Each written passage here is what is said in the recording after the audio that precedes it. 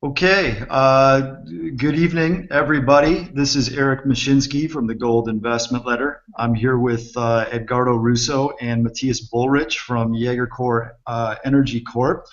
Guys, thanks for joining tonight. And we have some subscribers and investors that are involved with the Gold Investment Letter that I'd love to introduce the Jagercor story to. Welcome tonight. So why don't we start with Matthias? I know you're going to walk us through the PowerPoint. Um, why don't we start with just giving us a little bit of background? Matthias, you can go first, and then Edgardo, in terms of your business history. Sure. First of all, I wanted to thank you guys for being on a Sunday evening. That's very courageous, and so I appreciate that. I will go over our experience and start obviously with mine. I went to Stanford University in California after moving to the United States from Argentina, and after Stanford, where I was an engineer, I moved to Morgan Stanley, where I spent 11 years in high yield capital markets, doing both U.S. Business, technology, media, telecom, and also international business, where I was the person in charge for our Argentina investments and other Latin America high yield issues. So it was originally from that experience that I had my first personal business exposure to the oil business down in Argentina. We did at Morgan Stanley the first large independent oil financing for a company that was called back then Paris Companc. After that, it was bought by Petrobras of Brazil. So that was a very significant over $1 billion transaction, and it was a significant because it allowed the company to overcome the crisis period of 2001 in Argentina and then be sold at a very nice price. So after Morgan Stanley, I started a hedge fund with a person who had been my boss at the firm, and we grew it from about 20 million originally to about $1.5 billion, and I wanted to continue growing. So I went after that to work with Steve Cohen of SAC Capital. He's been in the papers recently, so hopefully his bigger troubles are over, but he's a very successful investor. Steve, with the subprime crisis and the debt crisis, decided to move away from fixed income markets, so I've been investing on my own since then.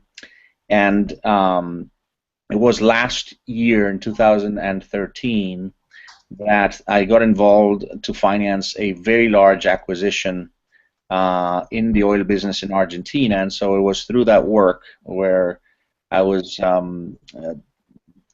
targeted to find $1.5 billion in financing. My client was going to contribute $1 billion for a very large acquisition, that I started getting back into the opportunity for oil in Argentina. And so that's what eventually brought me together with Edgardo, and we decided that this was a very significant opportunity, but most importantly, in addition to that, is we had the right timing. The catalysts were right. We're going to talk about that after he's done. And so this is how we put this company together that hopefully you'll help us finance. So with that, I'll let Edgardo talk about himself a little bit, and I'll keep going after that. Thanks. Thanks, Matthias. Edgardo. Yes, thank you all you guys for hearing us today.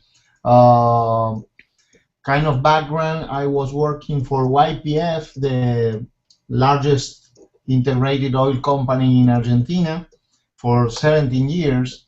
I was working in the reservoir and production engineering side until I became a manager and to leading different groups or teams to operate and in the exploitation side of the fields, different fields, black oil, gas and condensate fields. The last field I was leading was Loma de la Lata field, that it was the biggest gas field in South America. That is the biggest producer of gas for the consumption in Argentina. After that, I was start over a company the startup of the drilling company that is a subsidiary of YPF, was the first time here that a operator company, an integrated company, bought and operate drilling rigs. In YPF, we bought 15 drilling rigs, and I have to put all the crews together to operate these rigs in Argentina. That was very, very challenging because the unions here, but we made a very, very good thing there. And after that, after the 17 years, I moved to Baker Hughes because these guys offered me the opportunity to open a field development business in order to compete with Schlumberger, because Schlumberger have a production management unit for the last 15 years, and is made a very huge revenues against the normal revenues of a service company. And that's the reason, because Baker Hughes put together a team in order to open a field development business in 2013. We bid and win a couple of fields in Kuala Lumpur, working for doing production management and field development for Petronas, and a couple of fields in Mexico working for Pemex. But after a couple of months putting all together companies to operate that fields, Baker Hughes believed that it's not his main course of business, and that's the reason they try to sell this department, and that's the reason I decided to leave Baker Hughes. And that time I was talking with Matias about the opportunity to put all the things together and all the things needs to create a production management company or field development company. Is different. It's the same explanation for the company.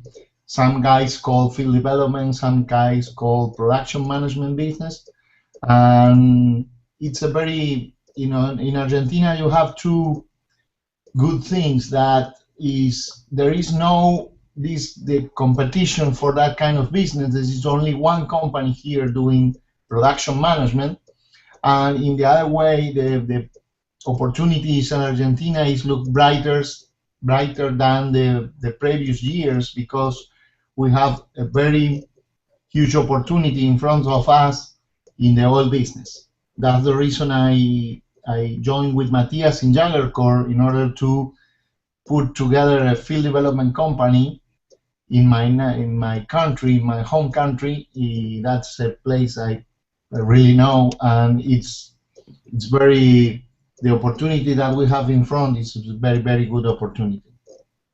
Thank you, Edgardo. So, Matias, along those lines, before we get into the presentation, from a standpoint of most of my subscribers, even though they're global in nature, predominantly they exist in the United States and Canada. So, from our position, not being super familiar with Argentina, the press lately has been terrible. We've read a little bit about, it seems like a bit of an unconventional default, but default in the headlines nonetheless. We see some of the inflation going on in the country. So, it's one of those times when, frankly, from my position, from a contrarian standpoint, these are when I like to look at these type of plays, from a geographic standpoint, geopolitical standpoint at least. But you guys are, this is your homeland. So Edgardo gave us a small glimpse, but Matias, what are your thoughts about the, just the environment in Argentina to do business going forward and currently? Sure. First, I just want to give you a little bit of background so that you can think through with me and reach, hopefully, the conclusion that indeed this is the time to go in.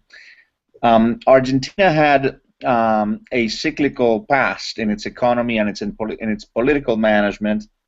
It basically has been a democracy on and off, but only since 1983 has it been a democracy? So let's start with that. So it's been a place that had the usual Cold War driven coup d'etats, and since 1983, it's a place where the president wins by elections.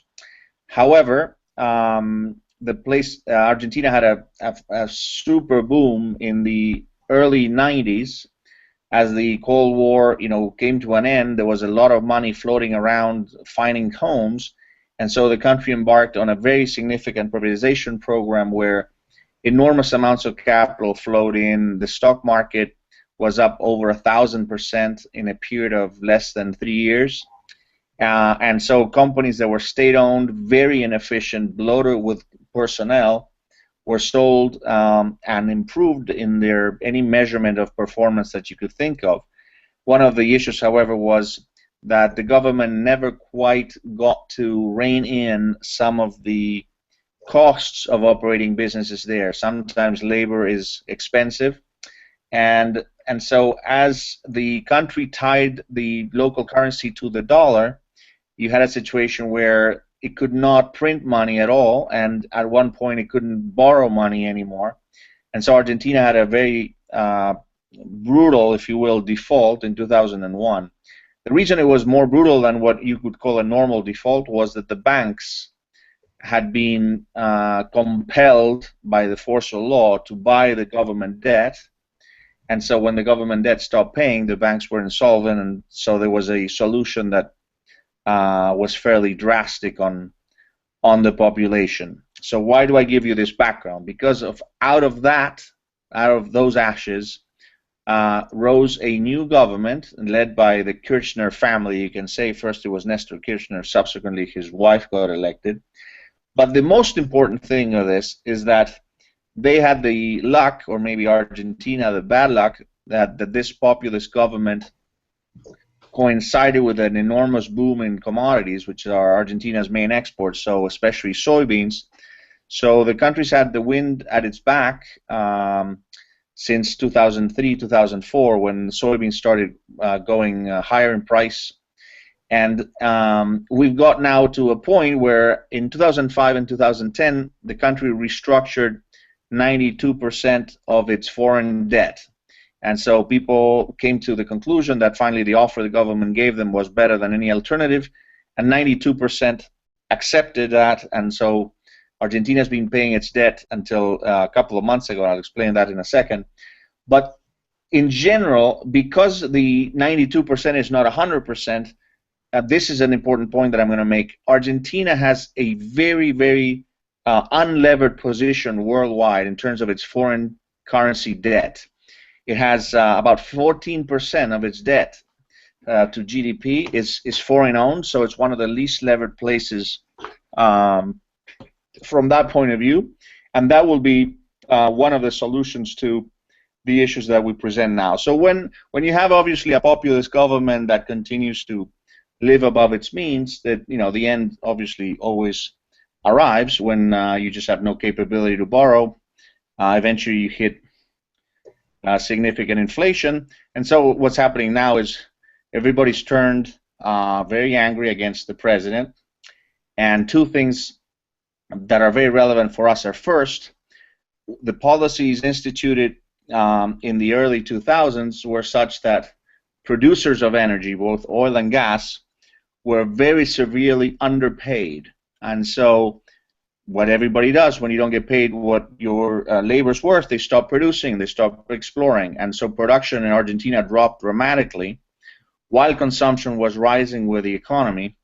And it got to a point in 2012 when, for the first time in 60 years, Argentina went from being an exporter of energy to a very significant importer of energy, to the tune this year of about $14 billion of energy imports between oil and gas. Gas mainly from Bolivia and the LNG ships from Qatar, and oil from different places. So here's a situation that forced the government's hand, because it started asking, the energy business obviously started consuming foreign reserves, and so the result of that was the government had to do a 180-degree turn to its policy, and it concluded to reverse the decline in payments to producers, and it went from 45. These are significant numbers, from $45 a barrel before the policy changed to now 83. So almost a double in dollars in what you get paid for production. 83 bucks a barrel is a very nice number, and everybody can live with that. In gas, it went from $2 per million BTU to a program now where new gas comes out at $7 per million BTU, which is still low, but anyway, nevertheless. So that's one of the basic things that we're looking at, a change in policy that came not even in a new government, it came in the old government, forced by the realities of the marketplace. And the second very significant thing for us is this. There was a fear, at least I had the fear, before August of last year, that there could be still some sort of political maneuvering to try to keep this troop in power. However, in August of 2013, there was a legislative election, and the government lost huge. They went from having won the presidential election with 54% to only getting 20% of that vote. And if you look at any chart of Argentine stocks, you will see them breaking out on volume, huge, in August of last year, and the stock market in dollars is up since then over 100%. So that means that it's not just me. A lot of people that are looking at this understand that this government is over, and so despite the fact that the news is very bad, people look at the future, and the future is much brighter than the present, and hopefully than the past. Why is that? And the reason is, A, that for once a populist government lost huge. That means the perception of their policies is now unpopular. And the second thing is that there's only one of three people that can be president, according to any polls. There are three leaders. Their names are Macri, Massa, and Scioli, but this doesn't matter. What really matters is none of the three is a leftist type populist politician. Two of them are clearly center right, if not right, and the other guy is a center right that plays a little bit to the president because he needs help with his provincial budget. So when you put this thing together, what you do know for a fact is, one, the government's changing, and two, it's changing for the better. I'm not saying that we're going to get a statesman, but I'm saying that compared to this person in power today, things are going to be a lot better, because there's just, you look at what these guys' policies are, their teams, what they think, what they write, what comes out in the newspapers, and any of them would be a breath of fresh air compared to current policies. So there are going to be elections next year, and what's going to happen is one of these three guys is going to get elected, and the next thing that's going to happen is, remember something, the country has no leverage. There's very little foreign debt. So what you're going to do is you're going to go out to markets, make peace with markets, be nice, issue debt in dollars, stabilize the local currency, and if past this prologue, what you're going to have is a very significant rally in financial assets in Argentina, because you're going to have debt that trades at tighter spreads, a much nicer speech to investors worldwide, and a country that begins to look like a normal place to do business. So whatever you may be reading, I think that any serious financial analyst is going to give you a version of this as why Argentina now is the time and not after the election, because people pile on in anticipation of the news. And the one strange and interesting thing here is, the news. The news is President Kirchner will no longer be president. So that's really the aspect of what I call the policy and the politics of the deal. And so I have a third P, which matters. So this is a deal, if you want to remember a tidbit, is you call the deal of the three Ps, because the first one is the policy change, the second one is the politics change, the change of government, and the third one is the P for petroleum, And why do I say that? I say that because Argentina has been producing oil for more than 100 years, but it has always been a marginal oil producer. It has produced for its own consumption and had a little bit left over to export, maybe refined products to Europe and you know, the export of gas to Chile, but it's never been a major producer of hydrocarbons to have an excess to export. However, a few years ago, Edgardo was drilling in a place called Vaca Muerta, and he struck a giant field, and it's called Vaca Muerta for lack of a better name. It's a horrible name. It means dead cow, but more interesting than that, it has the fourth largest reserves of oil, shale oil in the world, and the third largest reserves of recovery shale gas. So this transforms the energy map of Argentina, and it's created a frenzy of anticipation in terms of large multinationals. We're talking Chevron, Shell, Total, Petronas, everyone making their stake, claiming their stake without yet investing major dollars. Chevron's in for only $1.5 billion, Petronas for $500 million. So there are numbers that are, call it, you know, less than the 10 billion type money that moves into Russia, but still the numbers add up, and it's only in anticipation of, in my opinion, this woman leaving the presidency. So that means a lot of oil money is moving into Argentina, and it also means that a trend that is present will accelerate and become more important. That trend is the trend to put all of your resources in your giant fields. So you go into Vaca Muerta, you spend $3-4 billion. You don't put your best people in your $100 million field or your $50 million field, and that is really what creates the opportunity for us. There's 6 major producers, soon to be, you know, a few more with these investments, and they put their people and their money into their best fields, and they leave for us what they call their marginal fields, which is our foam, if you will. Our bread and butter is to go after these marginal fields and operate them better than the large companies that are dedicated to their major assets. But I'm going to ask Eric, because I am switching gears here, and he wanted me to first talk about Argentina. If you have, Eric, any comments that you would like me to address specifically about Argentina itself, then I will, that I didn't address in the last few minutes. No, thank you. Very, very thorough. Before we go into it, I would say from here, let's drill down on that specific opportunity that Jagercor is going after, which you organically started to move to. But just as an aside, I mean, the fact is that there are, even with the bad press, there's some huge smart money that is putting some money where their mouth is in terms of you know, looking at a better future in Argentina. For example, via YPF, you know, we're seeing the likes of George Soros, Third Point Capital, some of the very, very significant and smart hedge funds that have been increasing their stakes.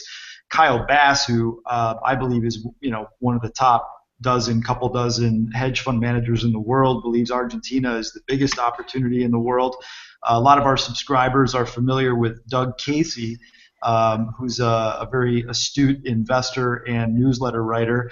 I had the pleasure of hearing him speak to a very small crowd in Aspen in August, and he as well echoed that he believes the best geographic play in terms of investing in the world is Argentina. And from all of that, you know, I think personally, even though I do a lot in gold and precious metals and even technology, which I don't write about in the Gold Investment Letter, you know, looking at a new country and having some exposure to it from a geopolitical standpoint, Argentina to me is a no-brainer in terms of the risk reward. So then it comes down to, what do you have exposure to? And I think naturally, you know, the first thing you look at is real estate.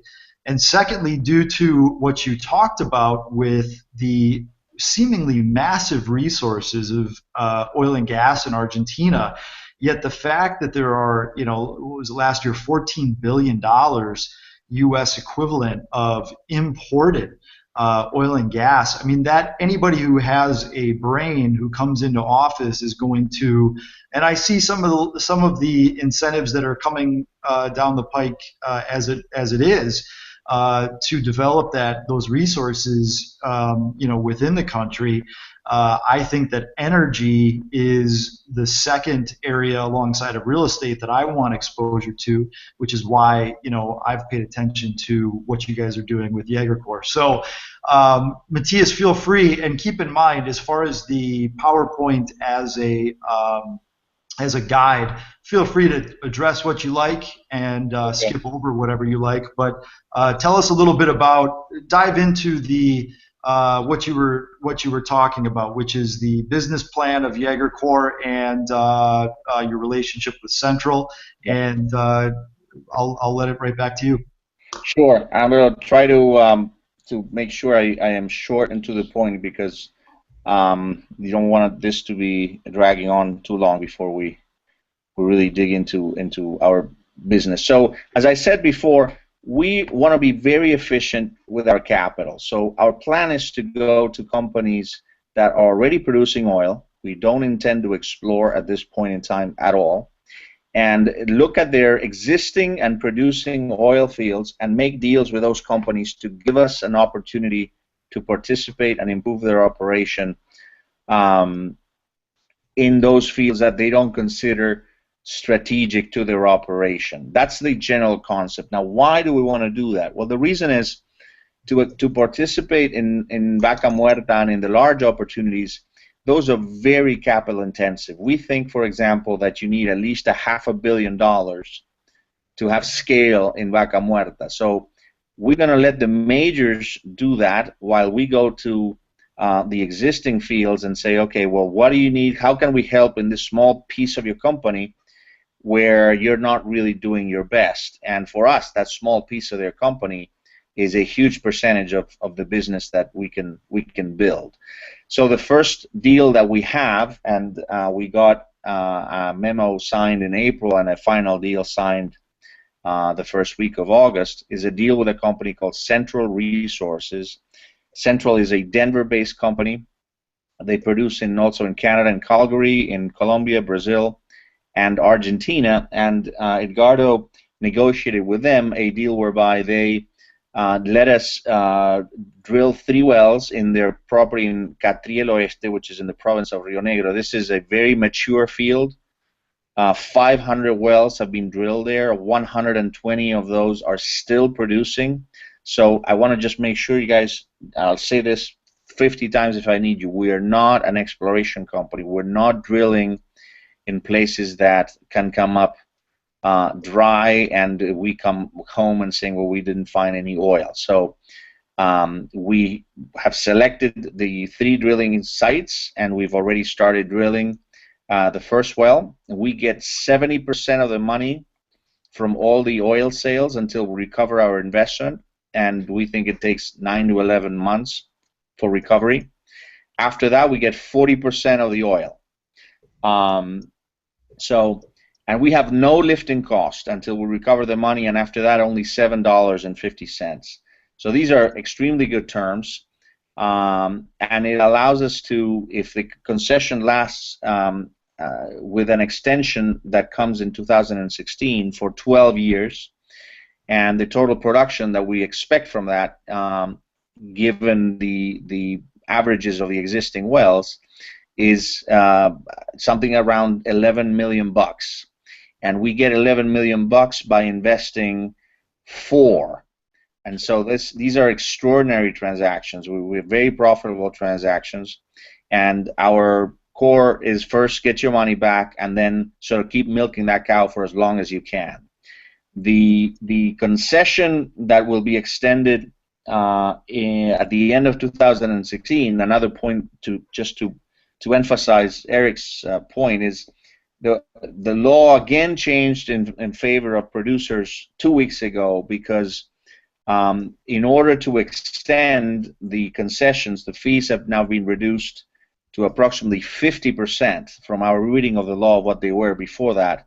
So if before we needed to put in $2.5 million bucks to extend at the end of 16, Now we think it's only $1.25 million that we need to invest in order to extend that concession for an additional 10 years. So your basic deal is, okay, we're drilling 3 wells. We get 70% of the money back from the production of the oil. And after that, after we got our investment back, we get 40% of the oil, of the money from the sale of the oil produced.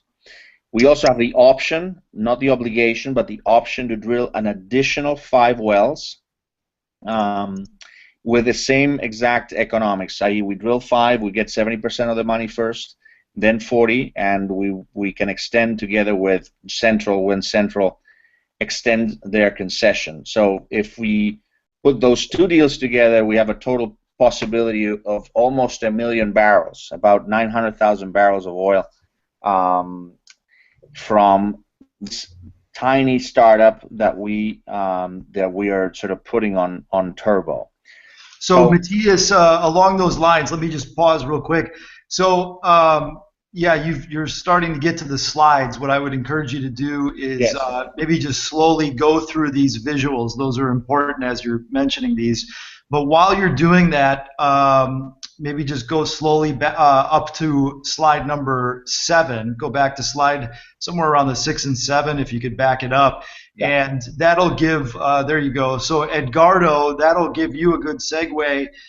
So Edgardo, why don't you tell us about a couple of things? One is, so why Central? Why this particular field?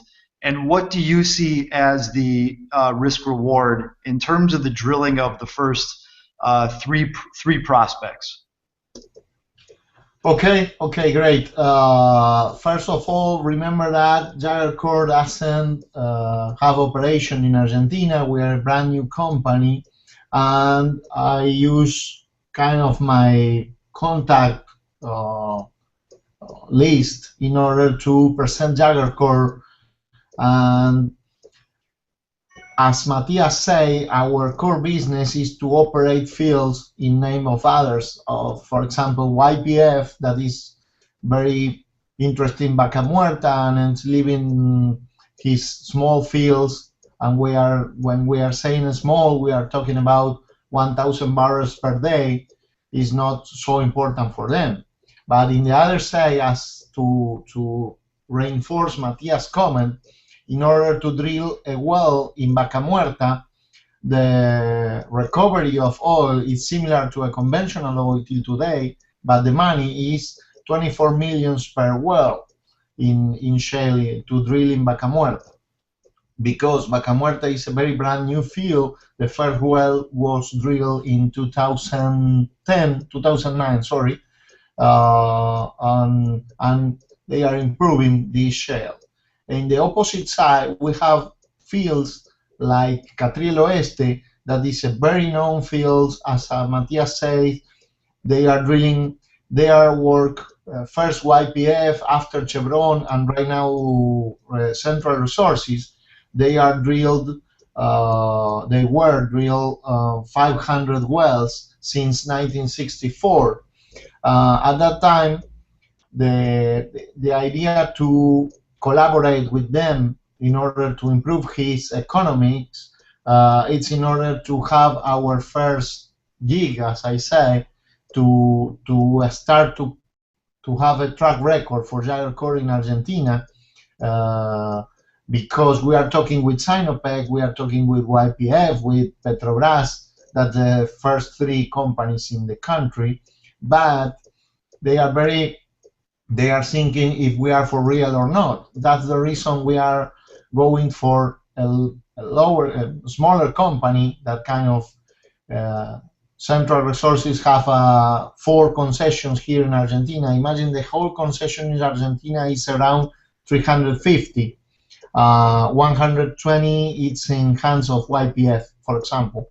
And as I say, Central have 4 concessions, and they are producing around 1,500 barrels per day from the 4.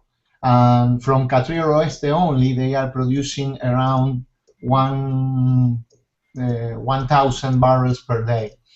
They are using the revenues of his production to improve his secondary recovery as a secondary recovery project that is very important, that is collaboration with his production, and we offer them to put some money in drilling new wells. Why we think in drilling new wells instead of workover? In that kind of reservoirs, a lot of information that you have is in order to provide that. For example, Matias, could you move for the map, please? Yes, I will move back to the map. Okay, thank you so much. The green bubbles are cumulative production for the wells, and the brown and yellow color in the map is relative to the thickness of the reservoir. There is a very known reservoir there that is Quintuco Horizon. This field is located between YPF fields, Chevron fields, and Petrobras fields. That everybody they are drilling in Quintuco because it's kind of a sure place to drill. And when we analyze to make a workover or a new well, the how do you say, the price could be with a workover around 50 barrels per day at the initial production, 50-60 barrels per day, and with a new well, selecting the place in order to not interfere with actual wells is more than 100 barrels. When I take a look of this map or the history of Catriel Oeste, for the last 200 wells that they drilled, 90% of them produce more than 100 barrels per day. Only 3 wells, it's like close 1% of the possibility to go dry. And the average production of the last 200 wells drilled there is 150 barrels per day. We are not gonna explore or discover a new field or new reservoir. We are going for a very known reservoir with a lot of information that is, for us, for the group of geologists and reservoir engineers that we are working for us, for Jagercor, the certainty of find oil and an interesting amount of oil is better than a workover. That's the numbers that I'm commenting for you, Eric. That is a lot of information in seismic. It's a lot of information from the logs for 500 wells, and it's the possibility, because we are in a whole engineering process. We talk about possibilities, but the probability to not find oil is less than 1%, and the probability to reach more than 100 barrels per day is 90%. And as I say, the average production that we could find there is 150. Is as say in the oil business, we say is a sure shot. Is better than a workover. That's the reason that we talk with Central Resources, in order, we know that they are using his money to a different kind of project, and we could that give us the opportunity to drill wells, to have production, to manage production, and to reach production before 2014 ends. I don't know. I am a technical guy. When I start talking about this, maybe I talk a lot. If you go for more precise information, please ask. You got it, Edgardo. No, that was very, very helpful. So, Matias, why don't you walk through the economics of the project, starting on slide 9, and we'll just go from there. Sure. So what we have here is we first have to make an investment. The investment is about $3.2 million. And it shows in at the official exchange rate at 4.2, but in cash we really need around 3.2. And as Edgardo said, and this is very important, I don't know if you heard, but he said we're going to be producing oil before the year end. We are in October almost, and so we are making our investment. We already made about half the investment, and so we're making the remaining half in the next few weeks. And soon after that, we are producing oil, and our first payment comes very quickly. We'll have a 40-day turnaround with Central in our contract, and so in the beginning, the well produces, call it 150 barrels, and when you do go through the math, our netback is about $440,000 per month. So that drops off a little bit every month in our projection as we are using a normal well depletion. And after recovery in 9 months, then we go to 40%. And so when you do the return on capital of the project, we are talking something in excess here, in excess of 60%. In this case that I'm showing right now, we have, for example, a 74% return, and you can do sensitivities, but every case that we're using, let me see if we have another case. Here's, for example, cash flow 3 with a production through 2026. Even then, we have an over 60% IRR in the return of the money plus the profit. So these are really good, obviously, capital returns, and I think they're going to position us to find larger transactions and even more efficient transactions from the point of view of the capital deployed. So we hope to be telling you guys, first of all, in very few weeks after we finish this round.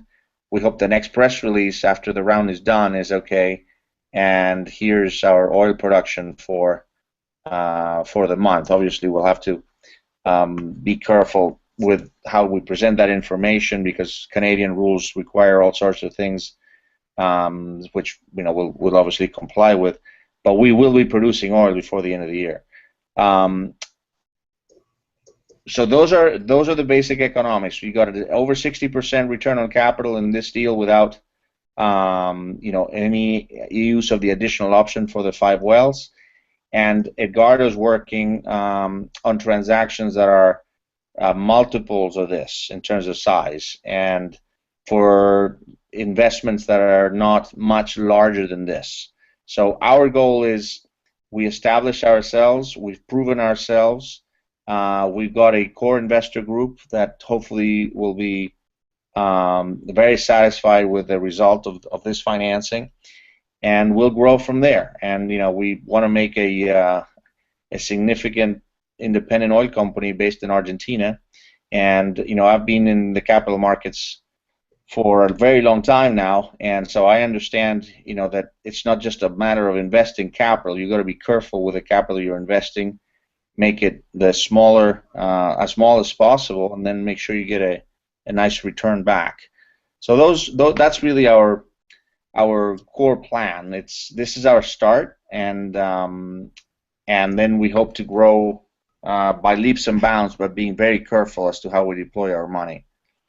So Matias, that's very helpful. I think what we could do next, as you go to the final slides, we'll be talking a little bit about the ability for the company to expand to 8 wells and what that would look like in terms of additional capital requirements. Let me just say that, so we're not going to get into the details of the private placement. There was a private placement announced by the company recently, last week. Just to give a little background on the cap table and the cap structure and financing plans of the company. you guys, and correct me if I'm wrong, Matthias, you raised approximately $2.6 million Canadian earlier in the year, and with your final obligations with Central, it looks like on this current raise, you're looking for approximately another 1.5 million US to 2 million, somewhere in that ballpark, that will get the company's obligations for the first 3 wells completed, give you ample cash flow for your burn, which is very nominal from what I recall. Maybe you could give a little bit of color on that before you get into the other economics in terms of what your cash position will be if, for example, you do raise and close on this current round, 1.5 to 1.8 million US. Just walk through your obligations. This again, because we may not have accredited investors that are listening to this recording, we're not going to talk about the offering specifics.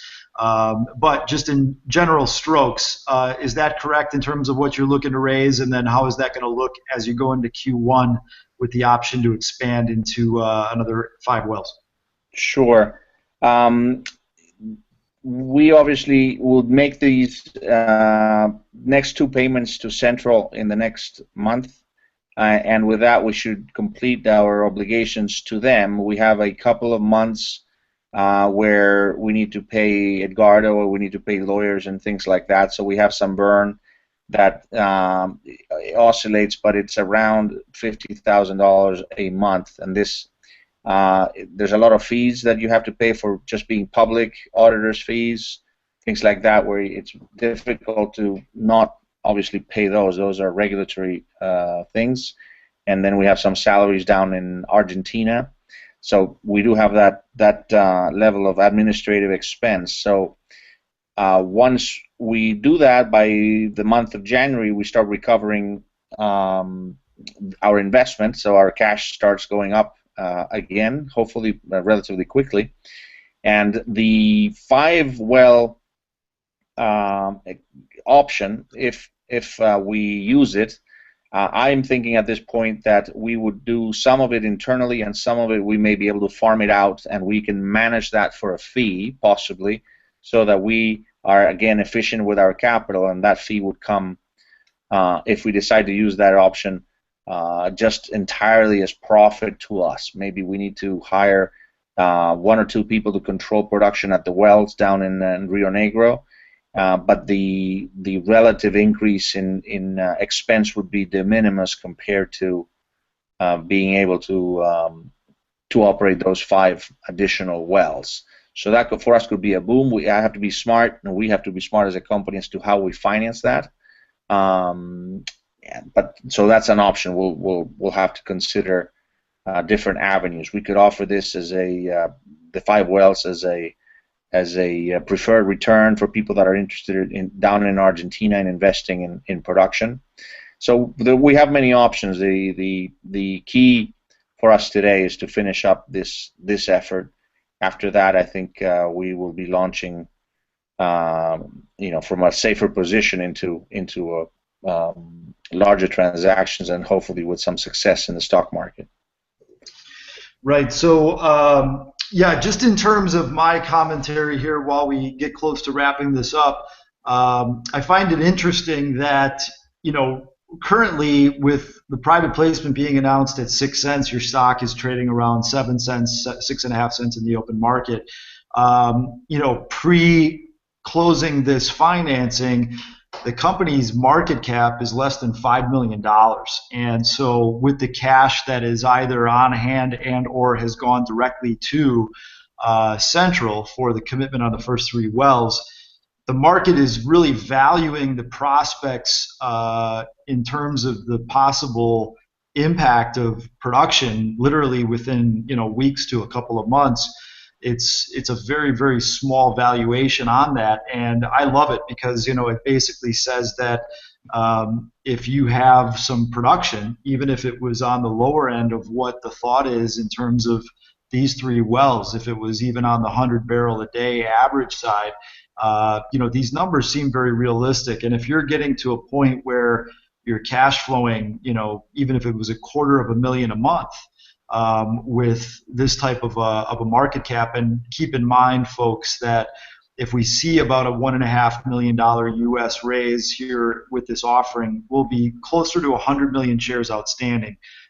Pre-financing it somewhere in the mid-60s, but we're still going to be under 100 million shares outstanding, I believe, on a fully diluted basis, or very, very close. So, we've got the ability to see cash flow within 90, 120 days to the company with 3 producing wells, with the option to do 5 more. I like the situation as it pertains to a speculative play. I would call it speculative mostly just because of the the fact that the company is new and it is, we haven't seen the production yet. If we get on the other side of the production being a reality, I would see a reset in the market in terms of the valuation. And that could easily be, back to a point where the stock is in the 15, 25, 30 cent range. I could envision that by the end of the year if we see the production numbers work out. But maybe both of you guys could just, in summary, why don't we start with Edgardo? In terms of the longer-term vision of the company, it's nice that we see details in terms of what's on the table today, what's already been committed to. There's action being taken. There's drilling that's already started. But in terms of the longer-term vision of the company, assuming that you're able to execute and work on this small transaction and show that you guys can do it, longer term, Edgardo first and then Matias, what type of transactions do you see that could be potentially out there for a Jagercor, especially if some of these larger companies see that you are in fact real and you're able to step in, whether it was with workovers and some of the smaller fields, and or just some of the transactions that you see that could be out there for a company like Jagercor that's willing to take something on that's a little bit bigger after this transaction, and then also just the long-term vision and upside of the company. So Edgardo first, and then we'll go to Matias. Okay, excellent, Eric. As I say, our core business is to become a field development service company. As my vision is to be the first one, because till today, as I say, only one company is making production management company here for YPF in only one field. It's a local company. Schlumberger is not here in competition because it's more connected with drilling wells and that kind of operation.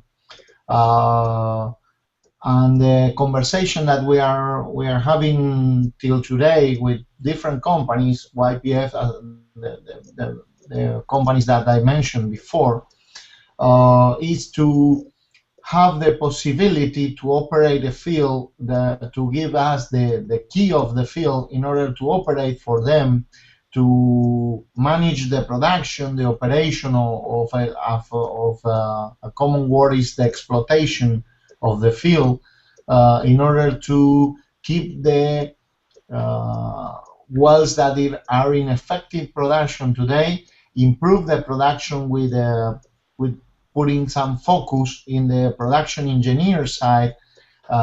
Remember that we are telling that, for example, YPF, they have 120 concessions, but they are putting all his effort. They have like 5,000 employees, but in the oil technical and engineering staff, but they are putting all the focus, all the effort in Vaca Muerta, in the south, in the Diadema reservoir, and there is a couple of like 3 or 4 conventional fields that they are exploiting. They are operating with a very, very important focus, and there is like 50 or 60 concessions that are producing as they could, no focus, no engineering, and we are offering them to take over the field. they are owning they are keeping the concession in his hands, in its hands. YPF is gonna have and manage the reserves, but we are making improvements in the actual wells, and as an upside, we are gonna offer them to make workovers or to make new wells. In that kind of contracts, the owner of the field pays for the investment, and after that share the new production with the contractor. In that way, we are receiving some fixed payment for operate the field and some variable payments connected to the new oil that we are extracting for the field. And as I working for such a long time in YPF, I know pretty well, and everybody knows that a lot of oil beneath the wellbore that could be extracted if you put some focus, some engineer, some technical stuff there. And that's our core business, to improve in a small field, small for the relativity, because 1,000 barrels per day field for us is a huge field, and we could improve maybe 30% of the production. For YPF, they are looking for 15,000 barrels per day, and 1,000 barrels is not important, but with the energy needs that we have here, every extra barrels that we could find is going to be very well paid. That's another thing that I forgot to mention, that is all the activities are in the oil business are dollarized. Is you sold your services in dollars, you sold your oil in dollars, and you receive dollars in payment for activities or production. That's a good thing here in Argentina, because you are keeping really away from the inflation. That's the core business, the long-term business that we are looking for, and the opportunity is here because it's not a lot of companies trying to do it right now. Maybe in a couple of years, when the government change, there are more companies to compete with us. But if we have the position created and we are for real, as I say, we're going to have the first, how do you say, the first mover advantage to ask. Great, and thank you, Edgardo. And Matias, any closing comments, and also about your long-term vision for the company? Sure. The way I look at this is, first, we want to be for other people with fields and the will to operate in Argentina. We want to be a solution. We want to be the people that they think, who do we go to fix this problem in this marginal field? We have our best people in some large field. Who's the solution company? We want to be the solution company. Okay, so for people that are foreigners coming into the country, a group that they can trust, that manages its operations with the way of doing things of the United States, in terms of integrity, in terms of information, transparency, in terms of telling it like it is. So, okay, coming in, you have a solution company that will help you get established. It will try to solve a situation for you. You can't manage your trade union issues, things like that. We want to be in people's minds as, okay, these guys are good guys. For the locals, as Edgardo explained, we want to be the solution to, again, fields they don't have the time to deal with, and they're bleeding profitability from not being well operated. So think of us, GIL-Jagercor Energy is a solutions company for the oil business in Argentina on the conventional side. That's a way to frame us in the beginning. So of course that means we are a service company, and we also have to be very capital efficient. We're not here to throw around money. We don't run an oil dictatorship. We're not Saudi Arabians. We're not Venezuelans. We are people managing our own and especially investors' money. And there's an enormous difference when you don't count your money as yours and you throw it around versus when every penny matters. And so we are starting very small, and so every penny counts, as you can see from the numbers that Eric was mentioning in terms of the money we've raised, our market cap. So we have to be very careful, and we hope to hopefully keep very, very nimble that way.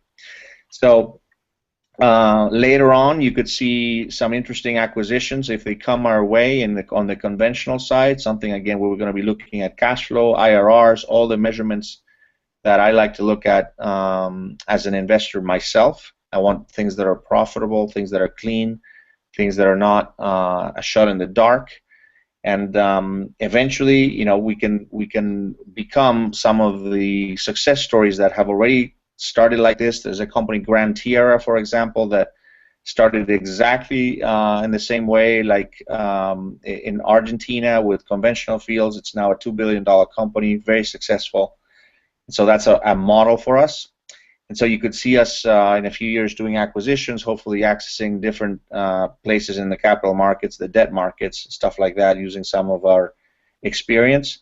And, you know, at some point we may decide in a few years to migrate not just in Argentina, but to migrate to other places in South America with our model. But that's something for much later on than tomorrow and the next couple of years. So that's really how we look at this, and you know, we hope that you think this is an interesting place to start with us. You're really at the ground floor. Our intention is the minute we start producing oil, hopefully we've closed the raise, and my intention is to promote the living hell out of our success when the oil flows out, and so hopefully we have a very nice base for people to start talking about our company, and we can expand that shareholder base as we keep moving forward. So thank you very, very much for spending so much time with us on a Sunday evening. Thank you, Matias, and Edgardo, thank you as well. So this is Eric Mashinsky with the Gold Investment Letter. If you want to look more into Jagercor Energy Corp, they do trade under the symbol JEM on the Canadian Securities Exchange, the CSE, and also has a U.S. pink sheet component, JAMTF, JAMTF, on the U.S. pink sheets that those of you who are familiar with the Canadian exchanges, I believe it's in Jagercor's future plans to have an official listing in the U.S., but this will flow volume to and from the Canadian Securities Exchange. So I will be following up with my own research report as well as comments that hopefully will complement this webinar to give all of you the information that you need on this interesting early stage play on Argentina oil and gas. Guys, thanks for joining us tonight. We'll talk soon, and have a good evening. Thank you. Thank you.